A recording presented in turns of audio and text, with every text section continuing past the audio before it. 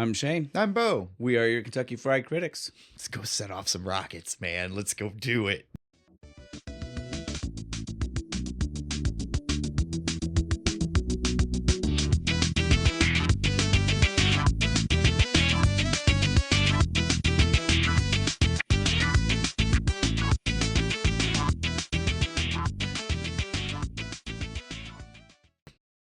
I am excited for this one, dude. Every time I see this one, man, I'm just like, I want to do rocket stuff. I want to blow shit up. It's so much fun. It's more fun than I think all of us realized that are our age for the reason why we all probably know it. We gotta stop. We haven't even told them what it is. So we're doing October Sky.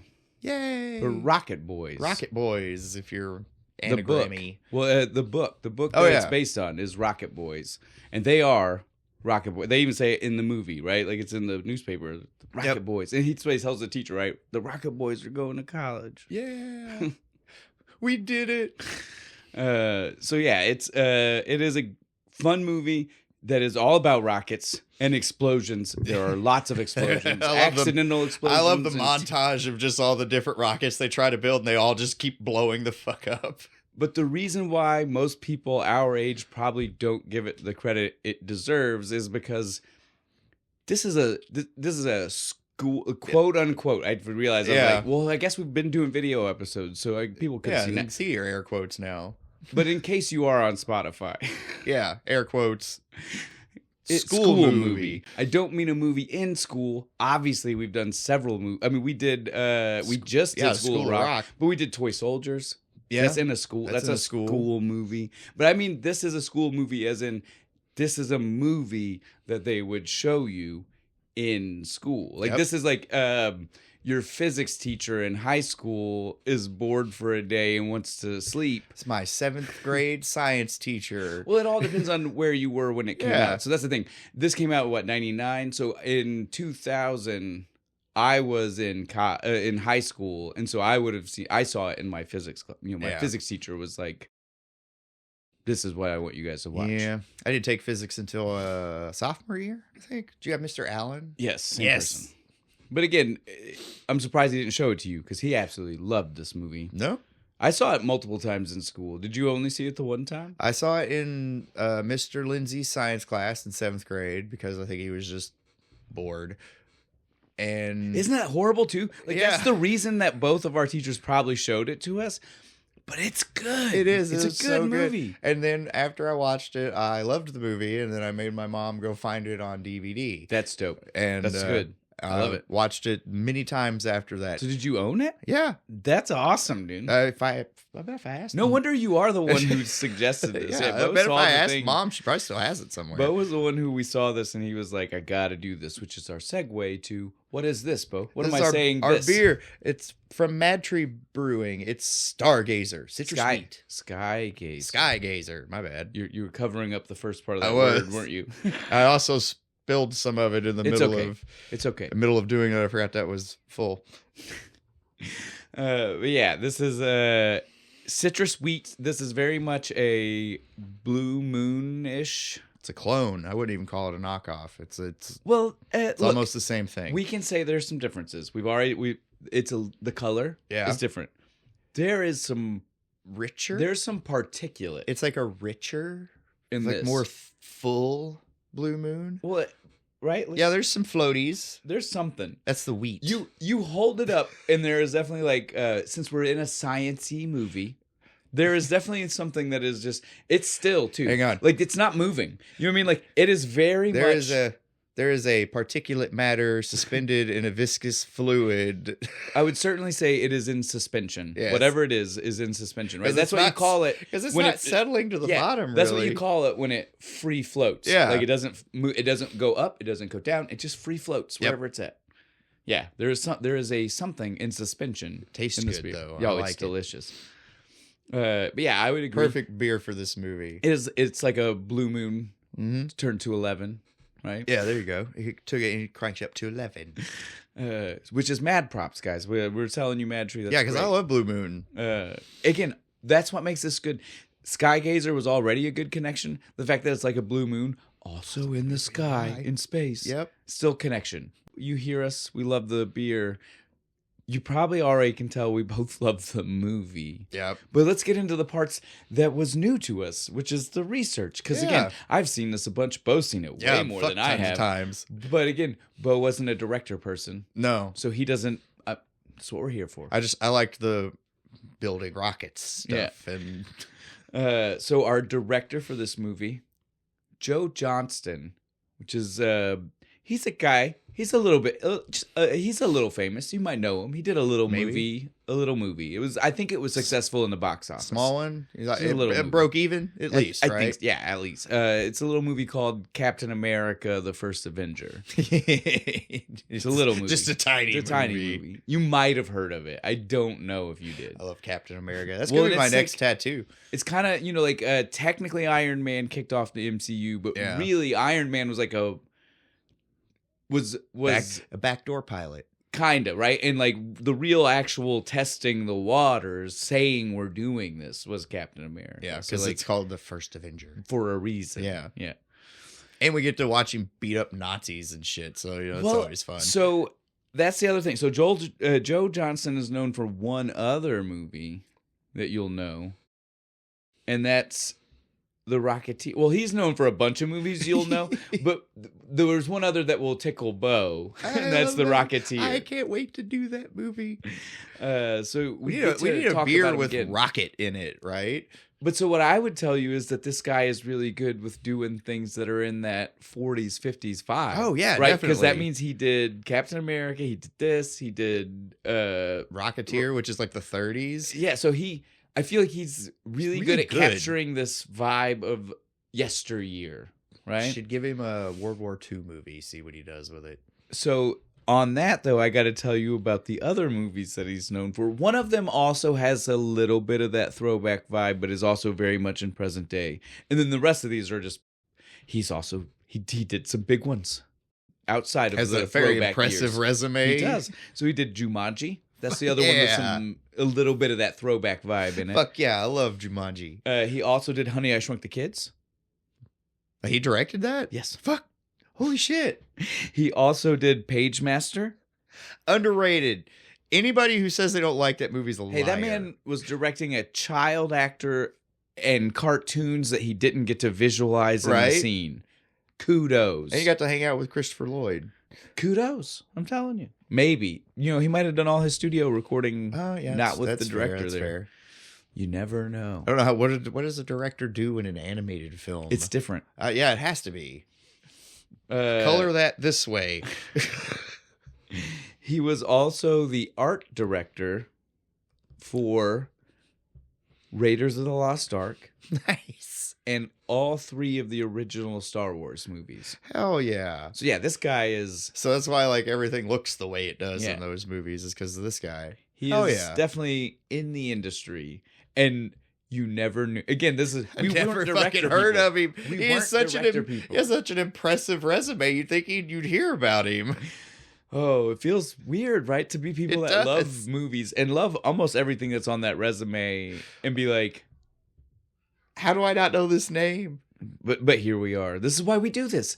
This is why we do it. Like, I want to go back in time and sit young me down and be like, look, man, directors are people too. Don't let Kubrick ruin it for you. Director lives matter. Since your big hatred was Kubrick, yeah, he's such a dick, I know, but I'm just saying, that's what you gotta tell. He ruined it for everybody. You tell younger you, don't let him do that. It's not Kubrick's fault. Don't let him do that. Kubrick won't hurt you anymore. Yeah. Oh, but yeah. So he's a great director. Did great for this movie. Did great for all of his other movies. Not surprised. Yeah. When I started reading and was just like, yep, okay, that tracks. Yeah, that tracks. I understand. All of that makes sense. Every one of these movies are awesome. Now we move on to our writers. We've got 2 listed. Obviously, you get where I'm going. We've already said it's a book. Yeah. It's a book. It's a memoir. Memoir. Based on a true story. Well, not even just that, right? It's a memoir. It was from the guy. Yeah. So our main writer for this movie is Homer Hickam himself. Hickam. I always want to say Hickman, and I have to catch myself. I'm like, Hickam. They're from West Virginia. It's Hickam. But yeah, so it's Homer himself because he wrote the book. He wrote Rocket this Boys. is his story. Yeah. And then the screenwriter, again, we know that word now, Bo. Yes. It's the guy who made it for the big screen. Is Louis Kolick. He has done a scattering of things, but two that you might know is going to be Ladder 49, The Fire. Oh, yeah. I love that movie. It's so sad. He also did Flamin' Hot. Have you seen that? I've not seen that one. He likes fire movies. No. Oh. Flamin' Hot is not that. That's what I was going to say. Oh, okay. Flamin' Hot is it's kind of like a comedy, but it's like it's serious. And it's a story of the guy who invented the Flamin' Hot Cheeto. Oh. Because he was the guy who worked in the factory. Yeah, he's like the janitor or something. Yeah. And he's like, I can save us. Yeah, that was also... Oh, fuck yeah. I've heard that was a good movie. It is. I will tell you should go see it. Oh, hell yeah. Go home and watch it. I bet if we look, there's a flaming hot beer somewhere because they put that shit on just everything. We just get anything that's let's get hot, some of the another spicy beer. We'll just get some of the powder and make our own. Mix it in a Michelob because it has like no flavor, right? That way it's all just That's the why spice. it's all just the spice. I like where your head's at, sir. That's probably gonna be so gross. It would definitely be so gross. That's why we're not actually going to do it. It's worth the video of us drinking it, right? Content. So that's it for our writer and our director because, again, that's quick. Yeah, that's quick. The director did some really cool stuff. But, again, the kind of cool stuff I know we will talk about him. Yeah, well, it'll come up on the show, definitely, especially Rocketeer. Pagemaster. I'm totally down to do Pagemaster. What kind of... It doesn't matter. We'll figure that out. We'll figure that out. Don't get into the minutia. I'm just saying, it is something I'm not against doing that one. We'll do all of them.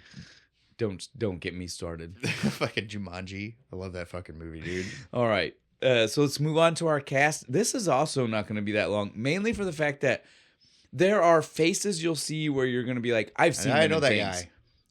There are not tons of giant name actors. There's one. Yeah. Off the bat, he's our main character.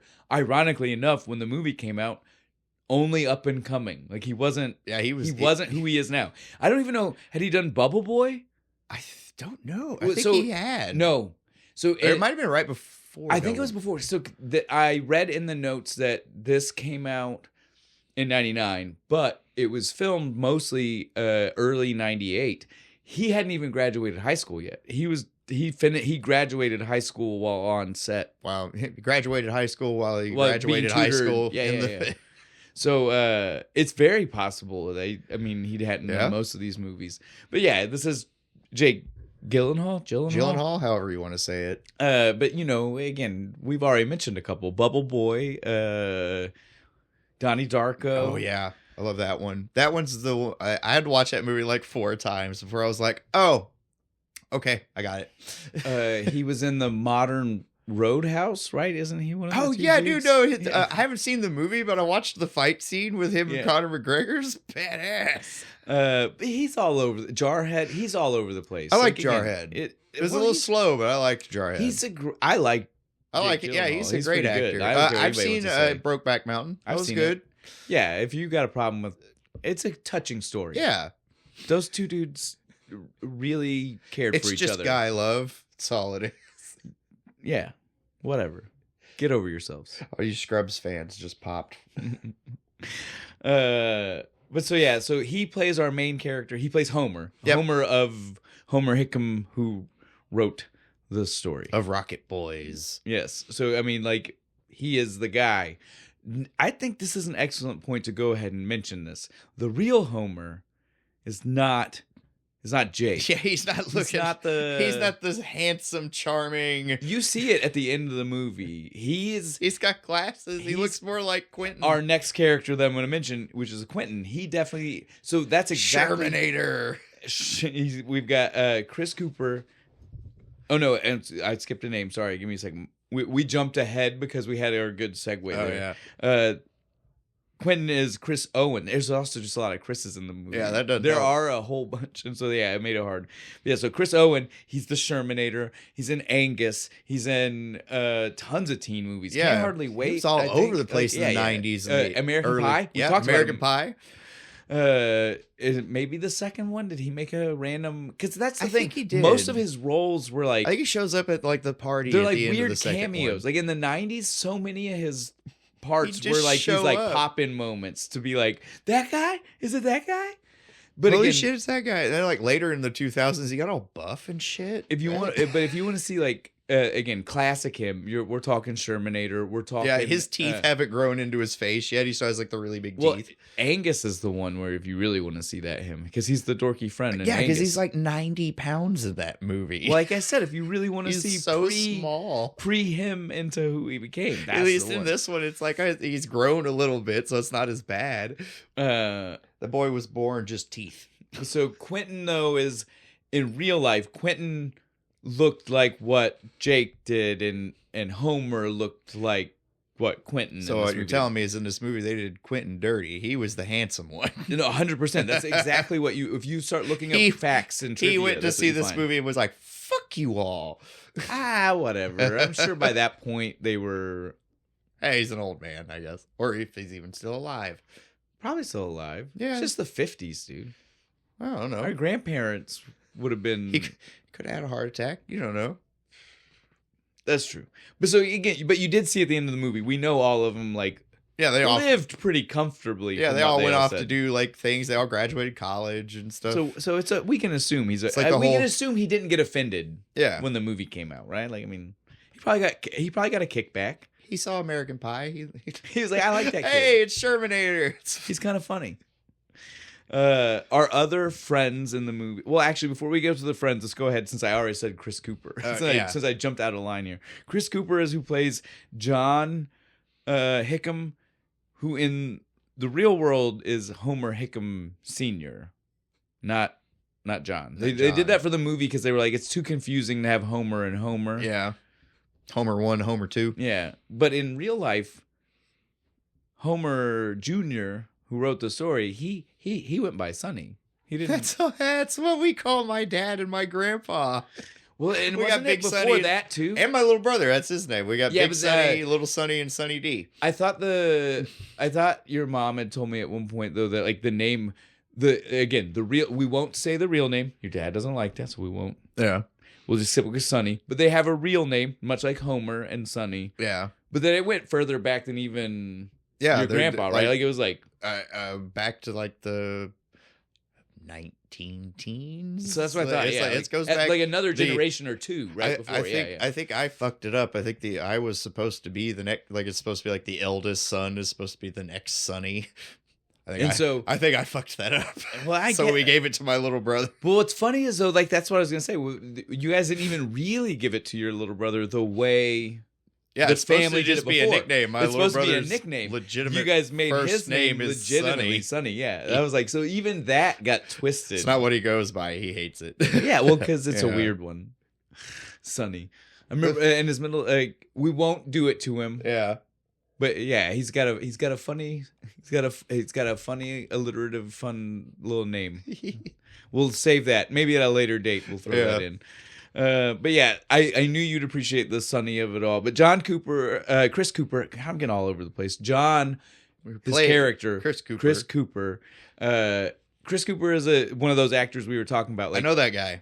You're gonna see him and you're gonna be like, man, that dude. I've seen him in a bunch of shit. I know I have. And he's usually a grumpy old fuck like he is in this movie. That's what I'm saying. I will say I didn't do a deep dive on him. I got so excited about some of the stuff I saw in the writers and directors. I was like, and the trivia, because there's so much. It's based on a real story, so the trivia is way cooler because it's like this stuff is real. This is how this stuff. This really is how happened. the movie fucked it up. Yeah, and so I like that. I got lost in that trivia before I got deep diving on. I at least wrote his name down. Yeah. Right? Like, everybody's got to give me that much. I made sure we could say who did the character. He's a real person. But now we'll do the rest of the friends. So we'll do the Rocket Boys. So we also had Roy Lee. I like that name. That's the most, like, everybody has kind of country names in this movie, but that's the worst one. Like Roy Lee. Roy Lee in his shitty fucking car. Played by William Lee Scott. What a weirdness there. Billy Lee. You got Roy Lee, played by Billy Lee. You heard me. His accent was good. Maybe he is from down here. Well, and he's one of those people, like, I've seen him in all kinds of shit. You know what? If you watched the Steve Harvey show, you saw him. He was in like 100. Like, he's one of the main kids. Really? Like kids in the class that he teaches. Has to be, right? That many episodes. Yeah, he was in the Steve Harvey show. He's also in Gone in 60 Seconds. Oh yeah. I mainly mention that because it's a great segue to our other Rocket Boy, Odell, who is played by Chad Lindbergh, because he was in the other car movie. He was in Fast and the Furious. The one who dies. If you were alive at the time, like, you know, we all know what Fast and the Furious became. Yeah. But before it became the franchise it is. It was just a drag racy movie. And it did come out close enough to Gone in 60 Seconds that's what you'd say. You'd be like, people would be like, did you see that car movie? Which one? Right? Yeah, because they were like within like 3 months of each other. And so it was so funny to me to see that they were. I like both. They're both good movies. They're good for different reasons. Double feature them, dude. That's the best thing to do. You just Gone in 60 Seconds and Fast and the Furious. But yeah, so Chad Lindbergh's another one of those guys, though. You see his face and you're like, I know this dude. I know you. He was, as we said, he's Jesse in Fast and the Furious. He's one of Mi Familia, but it was before he ever said that, right? Yeah. Like, it's before that was part of the movie franchise. He's the like super mechanic one. Yeah. He knows all the like super technical shit about the cars. He fixed them all up, made sure that they were ready to go steal the things they were going to steal. Do you remember what they were stealing in those movies? Fucking DVD players. VCRs and DVD players. Like, we're hijacking trucks for fucking VHS. I mean, nowadays a VCR probably cost you a bunch of money because good luck if it works. Yeah, we went full circle. We went full circle. It's so far out of date now that it's a like, collector's item now. The joke has actually come back on itself. It's good. I appreciate that, Bo. I wasn't even thinking about that.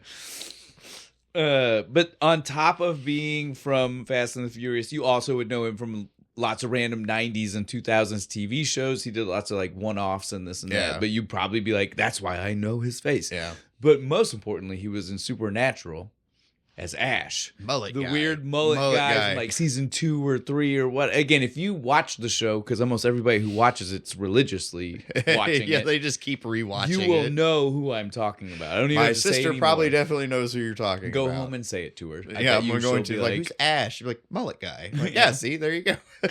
But so yeah, he is again just like I said, the movie's full of people that you're gonna be like, I know him from something. My Ash is from Evil Dead. Okay, so our last big person, and this one's big again. I hate that we kind of jumped around, but it's just because we were like, I went off the rails and we tried to get back on the rails. But we do have one other big actress in the movie, right? Like, so we had. Jake's our biggest, like he is still probably the biggest name. Like you're gonna see the list and be like, I know who the fuck Jake Gyllenhaal is. He has Oscars and shit now, doesn't he? I don't know. He was in Spider-Man. Yeah, there you go. That's all you need. But so we have Miss Riley, their teacher. She is played by Laura Dern. You know, from Jurassic Park. Yeah, I mean, you know her from other things, but I know you know her from Jurassic Park. She has a line in this fucking movie, like where everybody's like, they think she has a boyfriend off in Welch and stuff. She's like, so they think I'm off in Welch with some beau. I'm like, bitch, call me anytime. What are you talking about? I'm right here. And it's even spelled the right way. It was too. I was like, yep, I'm over here. Holler at me. Oh. But yeah, she is, again, she's a big actress. You know who we're talking about. She's been in a lot of things. She was good when they came back into the Jurassic Park franchise. Yeah, no, not that long ago. I watched that movie. I was like, oh, yay. I like Laura Dern. I'm pro Laura Dern. Yeah. If you're not, fuck you. Yeah. The last the last character who I think most people are going to see him. Well, no, there's two. Really? Did you just remember an extra person for us? Well, I did, but I didn't write him down. So it's awesome. Those, go for it, man. Well, first, I'm going to do the one I wrote down. Okay, I know the name. I want to. It's Principal Turner, Chris Ellis. Yeah, I've seen him in so much. He does a lot of military roles. Yes, he's been like, with a mustache, and he's like a general and shit. He's done a lot of military roles. Isn't he the General and Sergeant Bilko? I don't know if it's that, but he's definitely he plays this. He plays a stern, dude. Stern asshole kind of guy. So the other person though I thought of that didn't write down. The Russian guy, because he plays the Russian guy in lots of things. Bertrosky. Yeah, he plays that. He's been in a bunch of shit, and I can't. He's always this version too. He's the happy-go-lucky, friendly Russian dopey kind of guy, right? Like he plays. I'm glad that's where you went. Like he's in some action movie where he's like the hacker dude. Well, maybe, but he's got like the black beanie and shit, and then his van explodes because they really. I feel like it was one of the. Like maybe a Mission Impossible movie or something. I don't know, but I've seen him like being like special ops guy before, and then normally dying. I see him. He's usually like the happy, like he's like the happy dopey Russian. Yeah. My name is Bostrovsky. I teach you to weld. You come, my friend. You do not tell your father. You never give up. I can't. The accents, but they're not actually as bad as you're about to say. I know, but it's always like Hollywood. Just this is what they think a Southern accent is. No, you say that. West Virginia is a whole different beast. Well, but West Virginia is like okay, so we are in Eastern Kentucky, which means we are butt up against West Virginia. Yeah, and so the thing I'll tell you right now is that is an area just like here where you can't say there's an accent. No. You know what I mean? Like if you come to Eastern Kentucky, there are multiple accents. Yeah. And they are all weird backwoods. And half hillbilly. of them you can't understand. That's my point. Like I can understand what everybody's saying in this movie. I get it because it's a movie and you have to. But there are plenty of people around here you can understand. That's what I'm telling you. Like I think this works.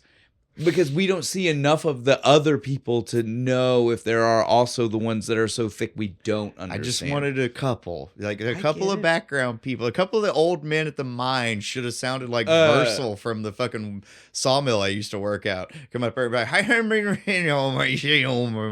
Lee's stepdad. That guy should That guy. The drunk that was beating on him, he should have sounded that way. I will give you that guy 100% should have been super thick. Yep. But everybody had just like crisp, clean, Hollywood Southern accents. Yeah. They tried better than I would say. No, a lot of movies get it way worse. They weren't given like Louisiana drawl. They weren't giving Texas slow speech. Like I think they did a pretty good job of getting a general idea of the area. The Appalachian accent. They just didn't hammer it so bad to where you can be like most people wouldn't access the movie. Where people from here are like, I only know like 2 people that talk that way. Now that being said, like we mentioned, we watched this in school in an area within 100-mile radius of where this took place. Essentially, maybe it's a little bit more, but you guys get it. You could drive it. In an hours, right? You could drive it without having to stop for lunch. Yeah. You know what I mean? You wouldn't even have to stop for gas, man. You could make it in a single tank. And so, like, we definitely are close enough that we understand the feeling. We understand where this is. We understand these people. We understand the being able to just kind of tear up old railroad tracks for spikes. I don't actually understand. I've definitely gotten spikes from railroad tracks, but I usually don't. I've never pulled it. Well, I've never pulled one? I've never pulled one. Me and Dad went and did it one time. What we did is we walked an old track and we found just a loose one thing full of like a barrel full of like ties, not even the spikes, like the big giant metal ties. And we took a bunch. And then one time we and some friends walked down one of the railroad tracks in Lexington, and we just picked up the shit that like gets thrown off of trains and shit. Yeah, we picked up a bunch of that. Yeah, but I've never pulled like I know plenty of areas where I could. It's the one that's close to here. Me and Dad were just walking down it, and he just reached down and jiggled one, and it just came right up out of the ground. He was like, "Huh!" And he reached, and we got like 5 or 6 of them. We used to have them sitting on a shelf. I don't know what happened to them. Yeah, I used to have a bunch of the train, metal pieces, slag pieces, whatever you want to call them. There's a picture my sister took for like you remember my old band? We had the cover for our demo album. We went down to the old train station, we had the train in the old one in there, and we just climbed on it, totally breaking and entering, right? And climbed up on the old train and took pictures on it of us on there in our full stupid teen fucking goth makeup and shit. Now that we're just fully into the movie, I do think though we need to mention something that if Rocket Boys, October Sky. They are anagrams of each other, but the better part of that story is that it wasn't an intentional anagram. See, I always thought they got the title of the movie from because it is. Where, I know it's October when the satellite goes across. That is where again. That's what I said. It's not an intentional anagram, as in they didn't make October Sky because it was an anagram of Rocket Boys. They made October Sky the name originally when they knew they didn't want Rocket Boys. Yeah. And so they just had a list of names. Fuck ton of rocket shit came out in the 90s. And so they knew they had a list of names they were trying, right? Putting out. I don't know if they were doing test samples or if they were just sending it to the people in the company to be like, which one works. That one intern walking around the fucking studio just like, what do you think of this? Maybe. I don't know exactly how it is. But so they were testing. What they got you doing today, Charlie? Yeah. But so when they were testing, they chose October Sky for what you said. Yeah, it makes total sense. It's not because it's an anagram. They chose it because it was October Sky that he saw the thing that inspired him to do the stuff in the movie. So that one guy just standing at the coffee station just goes, "Do you know it's an anagram for Rocket Boys?" Someone did, yeah, right? And that's why they were like, "Holy shit!" Yes, we totally knew that. We did it intentionally. That is definitely the name of the movie because of that. Yes, right now, exactly that's what we will tell everybody. And you will see that trivia I'd everywhere. Suppress that shit. I'd be like, no, we did that on purpose. No one say a fucking word. Listen, when you see the trivia, it usually does not mention the coincidence part. Yeah. Most of the times that you will see the trivia, it will just say it's an anagram of the book title. Yeah. Oh, so they had to have thought of that. Ah, good for them. Coinky dink. No. We're just that fucking smart. I can't believe us fat cat executives sitting on our fucking cushioned thrones. We're just geniuses. Well, I still say they are. I mean, to accidentally stumble on it. That's not genius. That's luck. I guess there's a little bit of both. There's a line between genius and luck. We'll meet in the middle. We'll meet in the middle. All right. But yeah, again, it's inspirational. Oh, it is. It tries to be really sad because like every time something happens, they'll hit that like sad violin music. But I'm over here. I'm still like, no. I'm still just like, no, happy. Like this is great. I feel like it just I don't think it ever wants to be sad. It just wants you to know that they live in a world of sad shit, right? Like they want you to know. I think it helps to accent how optimistic Homer is. Yeah, for you to see how sad the shit around him is. Well, but he still tries to mining be the guy town in the 50s. Like the company owned the town. You hear hints of this. Says it. Yeah, you hear hints of this throughout the movie, where like the dad gets hurt, and they're all like, "Well, the company owns the house and half the furniture." In it. Like that's a legit thing. Like the company's like, "You work here, we'll let you live here." Mm-hmm. Most of your paycheck is going to just go back to the company store, so we're really just skimming all your check. Well, by this point, a lot of company stores stuff had slowed down. There's unions and stuff by this point. But like in the 30s. But this is definitely the skirting the edge of... So it would make sense that the furniture in their house, because he's worked for the mine long enough that it was company store stuff at some point, right? Like when he blows up the fence and his mom's like, it took me 6 months to get the company carpenter down here to put that damn fence up. I'll have to get another one made. Yeah, so again, this movie is... It is great entertainment, but why so many educators want to show it. It's not just because it is like, hey, these kids are in school and they're smart and they do stuff. It's because the inspiration, the message, the like drive. If you try really, really fucking hard and you get just a little bit lucky, you might get out of your shitty, poor mining town. Well, and you might just do some great things. You might do the things you dream of. You might reach for the stars. Oh, what I love about this movie is like this little group of dudes, they go from like nobody to having literally like a cheer squad at their fucking launches over there being like, go, go, Rocket Boys. Dude, it happened so quick. The first time, that nighttime shoot when the brother thought he was going to be a smart ass, and the first one that actually worked. And literally the girl comes up and was like, hey, Homer. That was so cool. You got the captain of the football team, jealous of you. Who'd have thought that was coming? Right. Yeah, dude. Like it's great.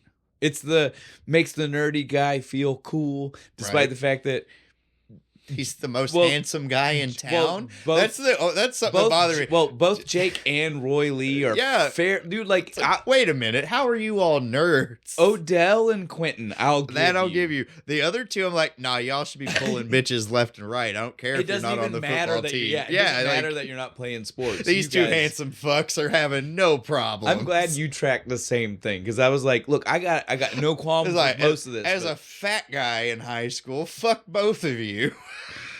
Well, and then again, we get, it's a mining town and it's all poor. Yeah. Right. But we even get the shades of like how poor can be. Yeah. Right. Because like Quentin is from poor. Like he's so embarrassed to tell anybody. He's like, don't tell him where I live. Wasn't the implication that they were on the black side of town? Yeah, too? like did you kind of get that vibe? Yeah, like they were walking past, like it was like a juke joint or something. At night. He walked past a hooker to fucking get the directions. You see that? The bitch smoking a cigarette. Yeah. You know it was a hooker. So she's like, oh yeah, they live over there in the even poorer side of town. When we say wrong side of the tracks, we fucking mean the wrong side of the track for a small town. Yeah, that's probably the most unbelievable thing I saw in the movie. Was like, dude, we come from a town that in the 50s would have been that small. There was no that strict of a definition of wrong side. Like literally, you just happen to walk across the line. It's like this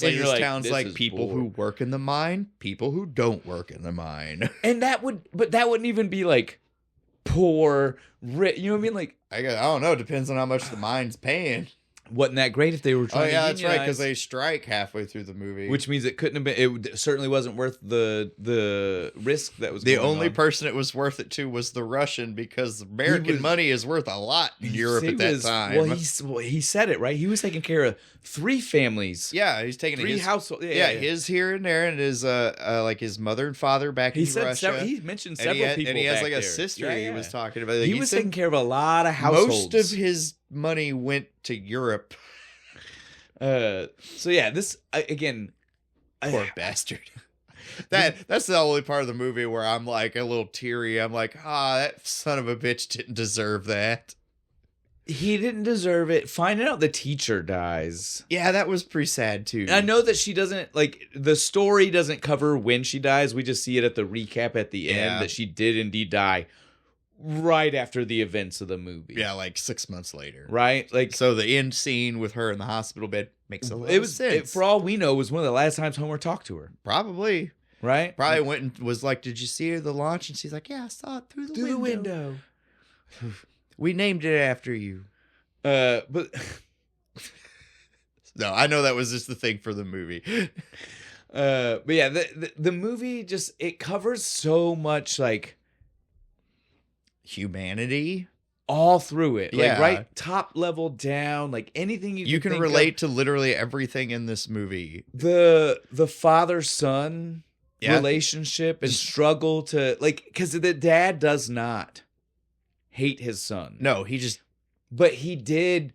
It's not that he thought his son needed to do his job, right? Like, because before Homer ever went into the mine, he never said that Homer needed to go to the mine, right? No. He kept saying, I'd like you to go in the mine. It'd be great. He'd like both of his sons to go to the mine. But he never said they had to. Yeah. Yeah? What happens is you see the moment where he was just so proud to see how good the legacy is. Like, man, look how good you're doing in the mine. Well, and like you're following in my footsteps. It's not saying he thought that was best for his son. It's saying, though, after he got a taste of seeing it happen, it was hard for him to start separating out. My son's following in my footsteps. I'm so tickled. I mean, like, I get it. Well, because the thing is, the movie dances back and forth with the dad. Like, if you walk away with the overwhelming vibe of, man, it wasn't until the end that he really went along. But if you really pay attention, he gives them the cement so they can build the first concrete pad to shoot rockets from. He doesn't question him when he says, like, I told you to stop. He said, you said to stop on company property. He just let that go. He's like, yep, that's exactly what I said. When he starts doing it again and he's just like, I don't want to work in the mine. He doesn't say anything. You could see, that could have been, can see the disappointment. If this was a different, but he just leaves. No, if this was a different story, that would have been a fight. Yeah, that would have been a total fight. Well, but fuck you. You almost expected it, right? I was waiting for it. I was waiting for it, but it doesn't happen. And so that's what I'm saying. Like, their relationship is so much more involved if you pay attention to it. Like, I get, like, if you're focused on the fun, if you're focused on the other or parts, if you just like write him off as a dick, like you can miss it. It's been a few years since I watched it. The first time I watched this through, I was like, man, I forgot how much of a fucking asshole he fucking was. But then you watch it and you're kind of like, then I'm like, but he balances it out. Like, it's like when he's a good man, he's the best man. Yeah, right. When the kid when says he he's just kid. Like Werner von Braun's not my hero.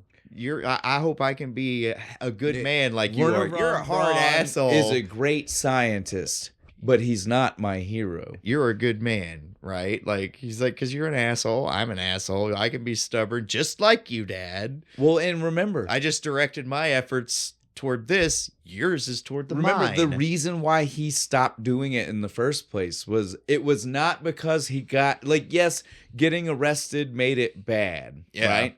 But that's not why he stopped. He stopped because the moment in the car with his friend and he saw how good of a man his dad was, that he was like, the fact that this guy wants me to stop and he's the guy who just did that. And again, had no reason to talk up the friend's dad who had passed away afterwards, but still was like that he's the best man I ever knew. And, you know, like, he knew. Yeah. He was like, I can't if that guy who is like that wants me to stop, I should stop. I was half expecting him to be like, you live with us now. You don't have to worry about that old drunk. I thought he was at least about to say, you're going to stay with us for the next week. Yeah, like something. I literally thought that's what the next line was going to be. I did too. And then he probably did. It just wasn't said. I love that though. He's like, since that boy's daddy ain't here to kick your ass, I guess I'm gonna have to do it. It was the Untouchables, right? It's like, you send one of ours to the hospital. We send one of theirs to the morgue. He said that boy gets a bruise, you get a scar. He gets a broken bone, you get a fucking bullet wound or whatever. He said if he limps, you got crutches. Yeah, if you limps, you get crutches. And you believed every goddamn word of it too. I'll report you to the union. Yeah, fuck you and your union. You do whatever the fuck you have to with the union. I don't fucking care about it. Yes, dude. Again, that's why I like this movie. There is so much there. Again, I remember thinking this in high school, like when I had a teacher show it to me in school, being like, dude, there's so much humanity going on here that I can't believe that we are watching this in school. Like, this is real on a level. I was young enough. I shouldn't have really been. I should have been bored. And I know other people in my classes probably were. Yeah, but like I'm like 11 years old, and I'm like, this is awesome. I too live in a tiny town I wish to escape from. There's hope. I didn't do that, but it's okay. Again, so like speaking on the so much realism and again in the humanity and the characters, right? Like, you know, from the beginning, the dad doesn't really approve of the rockets. He kind of, again, even when he does, it's kind of passively, right? It's passive. He doesn't, he's not going to stop him. He's not going to help him.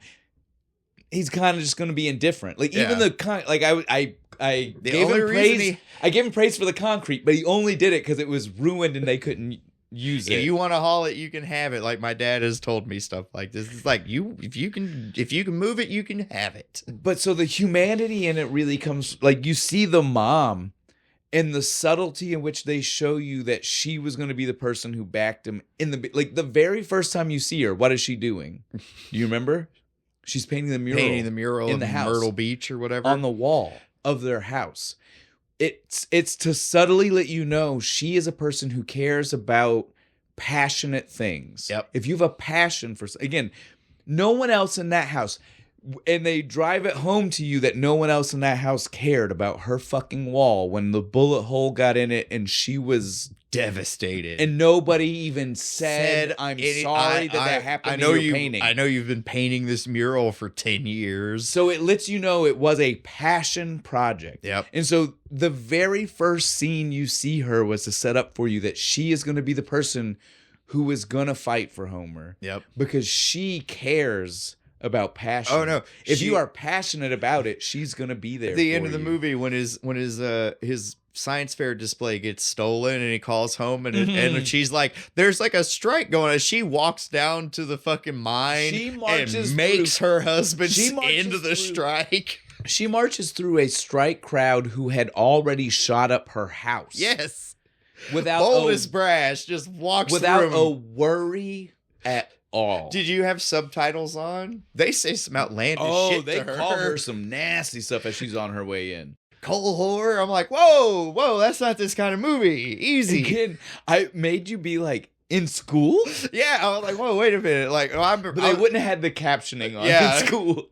So you probably would have missed it, definitely a VHS, right? You would have missed it. Yeah. You'd have been like... It'd have been one of those things you'd have gotten out of the classroom and been like, did you guys hear what that one person said? Did that one guy call her a coal whore? Is that what I heard? Half of them been like, I wasn't paying attention. I don't know. I was asleep, man. Like, man, fuck you. It was a good movie. But yes, this, again, like, that's why this one is so good, though. Yeah. It's because, like, and I get it. We've got a based in real world source material, and it's a memoir. It's his actual story. What happened? It does hit a little close to home for us. But how many times have me and you seen movies where the directorial vision can still lose it? Yeah. This, I feel it goes like too preachy. Too cheesy on the drama, or tries to focus. Yeah, exactly. No, that's it. Yeah, like, they focuses try to focus too much like on like the father-son drama, and they have this big crash out. Right? But there is such a good balance of all of the stories that are being told in the movie. There's a balance between the rockets, and there's a balance between the family turmoil, and there's a balance between the mining collapse that's happening in this town and the strikes. It's so There's so many layers to this movie. It's got shit for everybody. Even your cinematography people who just like good camera work. Oh no, this movie's fantastic. Tell your favorite scene. My favorite scene. You want to go ahead and go into the We can do the thing. We can do this. Yeah, since we're at a spot. Yeah, we're about at where the you end were here. Well, and we're at a spot where you were like, you're already butt up against the conversation, right? Like it just kind of works. So, even if we want to say more after the thing this time, that's okay. My thing for this movie is it's the best shot. Homer decides I'm going to go work in the mine, and it's his first shift, and he gets in the elevator, and he looks up one last time at the sky, and he sees Sputnik go across like in the beginning of the movie, and he's looking up, and he sees it, and then the elevator just suddenly drops out from under him, and he just sinks into it, and it all just fades away. It's the most heartbreaking shot in the entire movie. I love it. I'm not crying. You're crying. Yeah, I'm not crying. You are. Shut up. He has a good reason for going in the mine. It is that level of a moment. That's why I said we had the conversation was already there. Like it felt weird for us to talk for like 5 more minutes and then circle back to where we were. That's we were at the subject matter. Yeah, that's my favorite. Just that could be a silent movie shot, and you would feel every bit of that emotion from him. It's so strong. Yeah. Because you see that all he cares about is rockets and going to space. Yeah, go to space. Doing these things. I want to go to the fucking moon. And so like the concept of now he's about to start a career that where light doesn't exist. Not even before you even get to that part of it. It will never let him attempt this because again he was accepting the fate that I gotta take care of my family. I'm not even going to graduate high school. No, he dropped let alone go to college to be able to do this. It's all over. Like it's the acceptance of like my life is different, and then on top of that being like I can't even see the thing that brought me joy. I'm about to live in a It's the biggest cock tease ever, right? Like this, the satellite going across that one tiny patch of sky that he gets to see right before he never gets to see it again. Yeah. Yeah, it hurts. It hurts me. I got nothing for you. Again, this is kind of like the grumpy old men one. I normally try to play like devil's advocate when we do these, where it's kind of like I got nothing for you. Got dude. Nothing for me on this. That can't make me feel better even a little bit. No, man. dude, because that scene is that scene. Yeah, there are. If you go look on like YouTube in the comment section, or if you go to Reddit and you find people talking about this movie, it's 100 people being like, this is the reason I went to college and I got this. Yeah, this is the reason I'm a fucking rocket engineer. But then when you get to the meme responses, it's not even people knocking the movie. It's just people being like, I'm not crying, you're crying. Yeah. Fuck you. I can't believe that. Yeah. And I promise you, it's that moment. It is. It has to be. It's that moment, or it's one of the dad moments. But it depends on what your life is. Yeah, I know. If you don't have a problem with your dad, then the crying is coming from this scene. If maybe you got a weird relationship with your dad, there's definitely some dad scenes that might make you be like, fuck, I wish my dad liked me that much. Right. I wish my daddy would be proud of me. Come to my special event. It's the last one. It's the very end of the fucking movie. I hated that. There are like 3 scenes of Jake Gyllenhaal's character trying to get the dad to go watch the fucking thing go. Well, and we even get mentioned like that he's gone to every fucking one. Game. Yes. Even the away games if they were close enough. Like, yeah. So yeah, no. You always have time off work for gym, Dad. So yeah, 100%. Like that was like a slap in the face. 8 miles away, like it'd take you 10 minutes. Like you could I'm going on my lunch break to watch my kids set off a rocket. Well, I'll be fucking back. Half of the mine was going. I know. Like there's like 8 of the miners up there. Like, what? Did you all just skip work? What the fuck? And there were still people who worked at the mine above him because he refers to his boss several times. Yeah. No, the boss guy was there with a couple. So that's my point. It's not even like he's actually at the top. He's not at the very top. He's just close to the foreman. top. He's the foreman of and the so mine. It's like, dude, you could have fucking gone, you dickwad. There's an under foreman or that Jake guy, he could have ran it for a fucking couple of hours while you were gone. It is kind You're of crazy. Just a compulsive workaholic, and you need to talk to a therapist. Is what we would tell you nowadays. All right, Bo, since we've already done your the thing, though, we definitely need to do mine. We can still talk about that. We're going to do this a little different if we need to. We were just close enough that we had to go ahead and do yours because it was right there. Yeah, it was right there. Shane, what's yours? What is your the thing of this movie? My the thing is something that you have already touched on a couple of times. Well, I got 2. I got one heavy one, and I got one not as heavy. The heavy one is what you've touched on a couple of times. It's hard for me to be a person from Eastern Kentucky in a small town that, again, no mine. We're a logging town. We have a lot of sawmills and stuff around here. Yeah, oh, definitely. And we knew I worked at a sawmill. Well, even before you did, you knew plenty. Yeah, my dad. That's the reason I got a job at the sawmill is because my dad used to work there and knew the guy who owned it. So yeah, we definitely understand. I kind of got my job the same way Homer did. So we understand the vibe. Yeah. Of what's going on here. We understand the struggle of wanting to leave the area, like wanting to do better, wanting to do this. We didn't do it with rockets, but I'm just saying, we get this vibe, and it's so hard, to watch the movie and not just get like tinges of my own life, or not even necessarily my own, but just like the struggles of the area.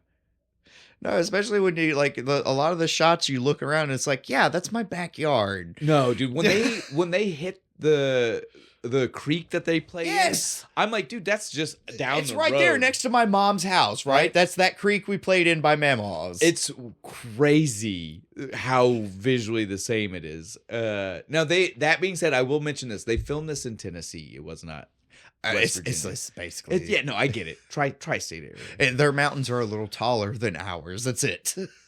But so yeah, like that's my deep one, right? Yeah, your big one. It's hard. Yeah, it hurts a little, especially when you've not really accomplished anything.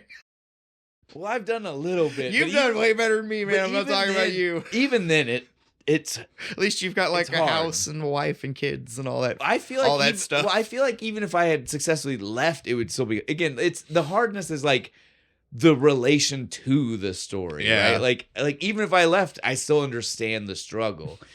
It's hard. It's hard because I relate to it too much. Yeah. My lighter one is just, dude, the number of minor historical inaccuracies, and I don't mean that as a person who picks apart like everything. That's funny. For once, I'm not the one doing that. Well, but it's not. That's usually my thing. Well, but normally it's your thing because it's like these big things, right? And to me, it's a couple of them are big. But it's not even that they were big that bothers me. It's nothing that would have affected the story at all. It's that they could have fixed it. Yeah. With 2 seconds of dialogue. Like they did it fucking fully committing for no reason to telling it wrong. Right? Yeah, so one of them I get that. One of them is the rocket that we see the Vanguard, the Vanguard rocket 6 or whatever. He watches it blows up. He watches it on the news. It blows up. He writes the letter. I love that he's writing like a condolence letter to Werner von Braun. Like, I'm so sorry your rocket exploded. My rocket exploded too. That's just it though. That's not what actually happened. That's not von Braun's rocket. Von Braun actually got benefit from that rocket. So it's blowing up. So that rocket blew up, and then they gave the military contract. Von Braun's happy that rocket exploded. It got me my job. So again, in a movie where... Which is what led to the Mercury rocket and the Apollo program. Well, and the main reason I even mentioned that one is because I don't even think that like the real life Hickam had nearly as much like fascination with Von Braun. So like they added that layer for the movie. Yeah. And got it wrong. Like, why are we going to add that to the movie? If you're going to add it, get it right. Yeah, right? Like, I get it. You want to add this, and it's not part of the actual original storyline. Though I do think that's funny. Nowadays, if they made this movie, like Homer would be on a podcast being like, "I didn't give a shit about Werner von Braun. Fuck that guy. He was a Nazi." So it is, like I said, it's one of those things where it's like it's little, yeah. And there are others, but again, it's like that. It's like these tiny history things. Yeah, well, wouldn't you were telling me earlier, like they fucked up like the dad dying, like so yeah, okay, those like he lived like another 10 years past when he did. Those ones especially bother me. There's a couple at the end when they're telling us the wrap up. Because so we get a full movie that's fictional, right? The town is. Do you remember I didn't write down the fake town name, but so there's a town name. That's not the town that this happened in. Yeah. The real life town that this happened in is Colwood, what they name their launch site, which is Cape Colwood. Which is what makes it weird though, because at the very end, when they slide into telling you the real people's after story stuff, they mention in the town of Colwood, expecting you to know that the real town was called that. And so anybody not paying enough attention definitely for a split second went, they turned the launch site into a town? Hey, they had their own cheerleading squad. Of course you did. People have to live there. So who moved into the launch shack? This is the launch. It's just a slag field from the runoff of a coal mine. That's literally all their launch site was. Have you ever seen these? They're pretty cool. You can still go to this one. Oh, really? Is it still there? It's grassed over. Well, I assume, but you can because it's not an active mine anymore. Yeah, but you can go there. The actual field where they launched all those rockets is a real place. You can go visit. They used to do a festival there. Oh, we should bring it back. Okay, we gotta get back. You brought this up. So yeah, the dad, supposedly they give us a year for when the dad died. The real dad. Not, again, fictitious story, but then real life after events. Why are we doing that? Why didn't we just write fictitious after events? And maybe that's what they wanted to do. But since they started it with based on since they started it with Colwood Town when they were doing the end wrap up, it means that they were trying to say we're no longer in fictional world because Colwood as a town didn't exist in fictional world. Colwood was only their launch site in the fictional world. Right? So it literally means they were trying to say, we're no longer talking. And plus, they're showing us the real people in that. You know, like they show us the real Miss Riley. They show us the real. Yeah, they give you like actual Homer. Pictures of them. Well, and video. Some of it's like straight. Yeah. Like the one of was that like 8 Homer, millimeter? The one of Homer around the car where you can see the glasses on his face, where he looks like Quentin. You're like, that's not Homer. And so again, like the end is supposed to be telling us about the real people, and apparently they got the year that the dad died wrong. Yeah, which like 1979. I'm like, bullshit. He lived that long with black lung. He lived longer. The real life death date is like 1989. I think I saw. Damn. That's what I was saying. Like shit. But what I was like, no way he lived that long with a fucking spot on his lung. He was already gone, is what I'm telling you. But on top of that, though, like it also like if they got that death date wrong, it means that did the mom actually ever get to Myrtle Beach? Because they said she died in 1979. Yeah. Oh, I hope so. That's all she cared about. She just wanted to go back to the fucking beach. So now we have to do real-time research because I didn't really find out about these things being wrong until like right before you got like it's like the last thing I found out. Which is why it's also maybe my like it might have been my major the thing if I had found out before multiple watchings, but I found out after multiple watchings. Chances are if I'd have found it out first, it'd have just been the thing. Because I'd have been like, I can't fucking deal with this the whole time. I can't do it. Fuck it. But so they just got a lot of those things at the end. Oh, the other one, apparently there are actually 5 Rocket Boys. That's the other thing that bothers me. Because we get to the end, right? And they're telling us real people supposedly, because Coalwood, and real events and what really happened at the end. And they still just say Odell went on to do blotted he's like a realtor or something. Real estate agent or insurance. One of them was a realtor. Bobby Lee or what? Roy Lee. Yeah. Roy Lee was like a realtor and insurance or vice versa. Yeah, right? Like that's how it went. But so they say it like Odell, this character, is the person. But that's just it. In this movie, they take two real boys and make them into one character of Odell. They take Odells and turn them into an Odell? No, it's not even like brothers. It's like two different people. That's even worse. It's like 2 friends. It's even worse. This isn't like... so they just cut one guy out of history completely. This isn't like if we took The Sandlot and said the 2 brothers were one. This is not that. This is literally like they were 2 different friends and they made them one guy. That's bullshit. Like one guy's last name was Odell and whatever Odell's first name was a different guy. That's bullshit. Fuck that. How hard would it have been to have a 5-man team? I mean, come on. Look, I don't even have a problem with the movie making characters with only 4 because there are so many other, like again, we've got the guy who's helping him. We got the Russian guy. There are the principal, the teacher, the dad, the mom. There are so many characters involved. I don't have a problem limiting our main cast. I have a problem though if at the end you're telling me you're going to tell me the real story and you don't get to Odell and tell me that there were these 2 people and their endings.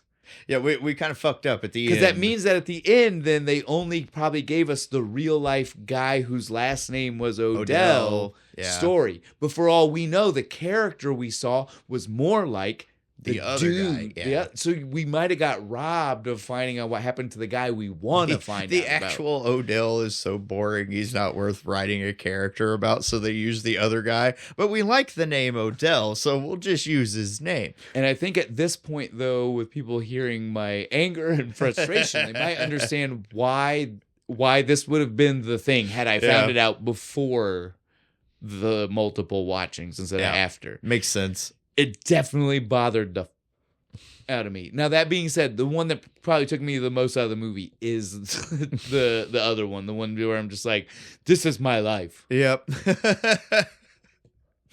I don't like this. This hits too close to home.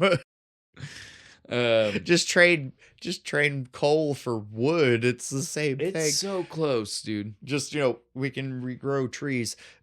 When coal runs out, coal runs out.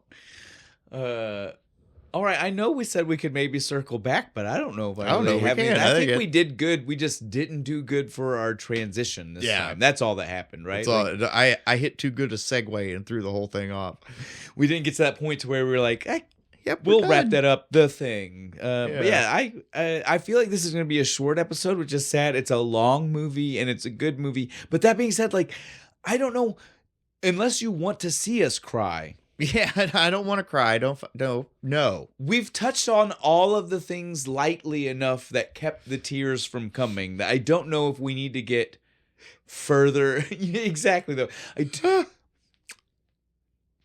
At this point, I think the most we can say is, like, what do you think? Yeah, what do you guys think? agree? Do you like the movie? Did you see it in school and hate it? Are we wrong? Did you sleep through it? Did you sleep through it, or were you just completely enraptured by the movie? Were you excited the day the science teacher said, we're watching October Sky again? Which one are you? Which side are you on? Okay, that's how we should end it. That's a good question for the customers. Viewers, there it is. Viewers like you. Yeah. It's reading rainbow. Sorry. All right, so guys, we've had fun with this episode. I will say right now that we're at the end. I didn't want to influence anybody's opinion in the beginning. I appreciate that we finally did like we said in the beginning, school. Yeah, a school movie, quote unquote, for the people not watching the video, a school movie. I am still saddened by the fact that our first school movie was not Stand and Deliver. I love me some Jaime Escalante and Edward James Olmos. I beat him to it. I win. Well, and I'm fine with that because science beats your math, buddy. That's all I'm saying. I also appreciate this movie and appreciate like the physics because it's the math part of science. So I'm cool with it being the one we got to first. You're super happy with when he schools the principal on math. Because Stand and Deliver is definitely one where it's all math, and I understand that's all me. Like again, it's a good movie. And there's a lot of entertaining stuff. Yeah. But I understand the math part is just me. Just zoning out, just dial tone for me. Just. But so that being said, the next school movie that we do will 100%. You will be ready. It's going to be Stand and Deliver. We'll find something for it. Well, man. Much like you owned this one, I own Stand and Deliver. Oh, fuck yeah. I have that. Does it have special feature shit? I do not think so because it is that cheap of a movie. Damn maybe. It might have some.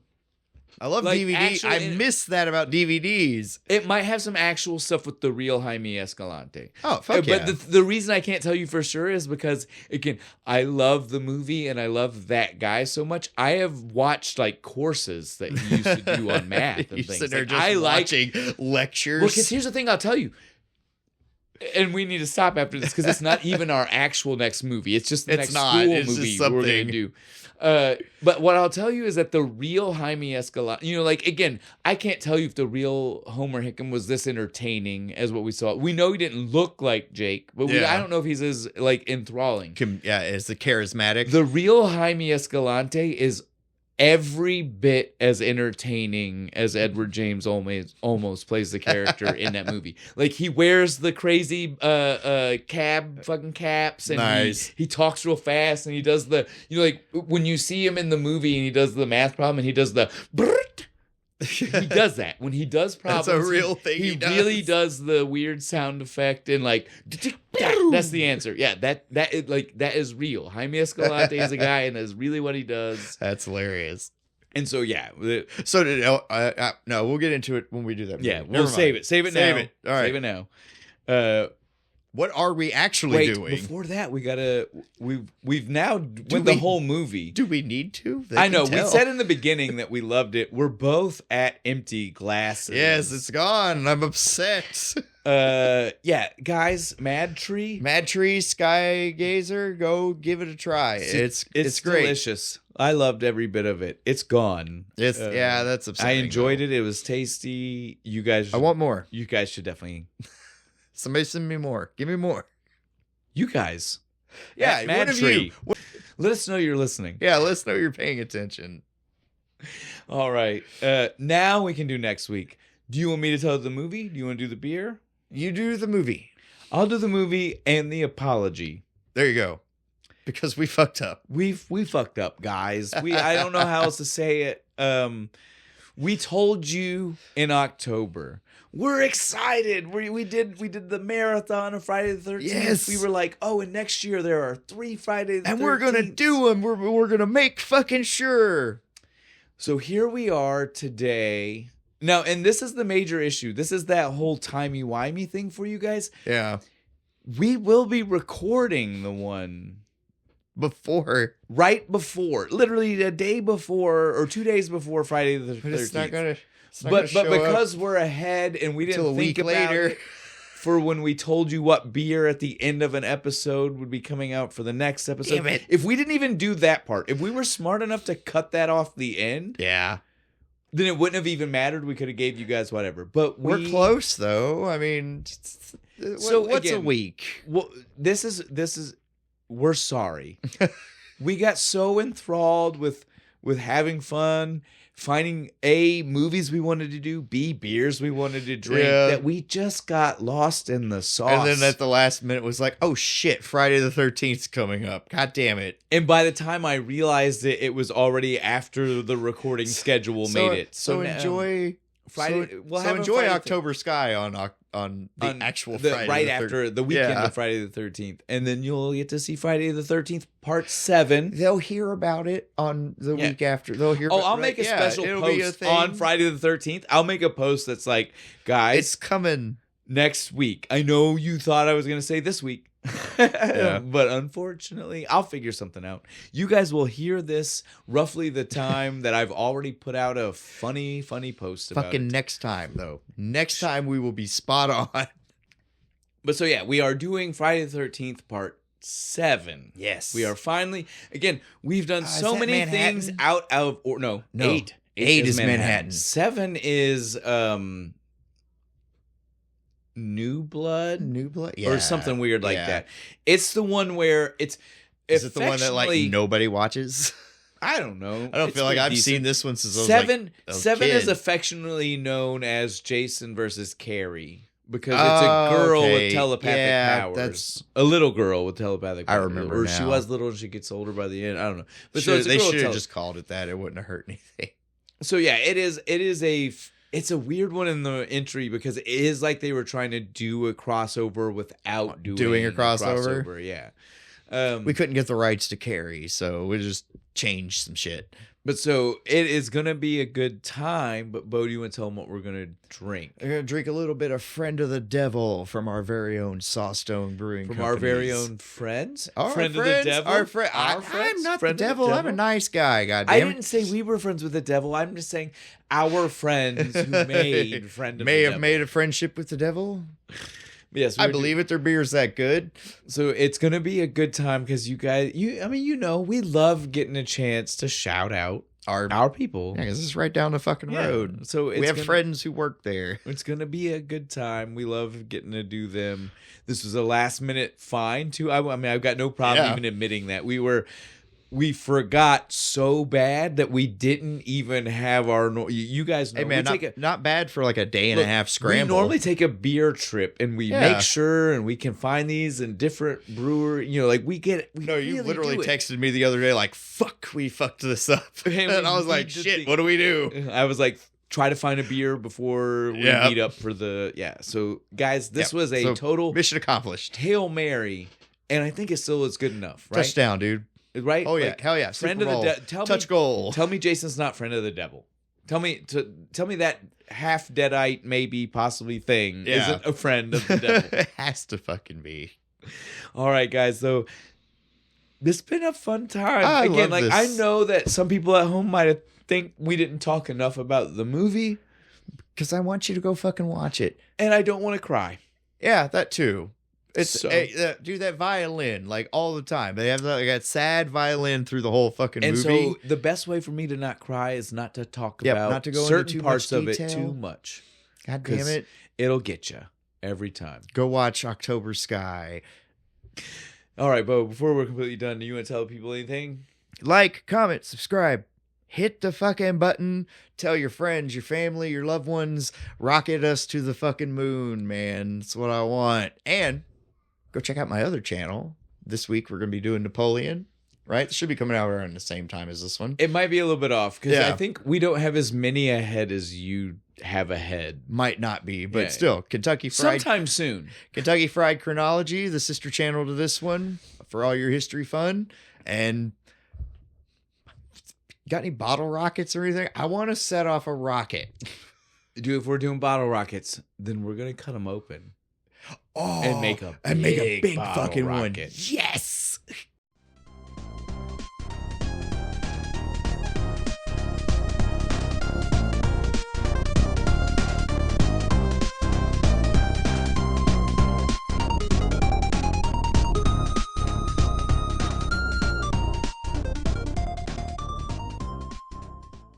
School movie.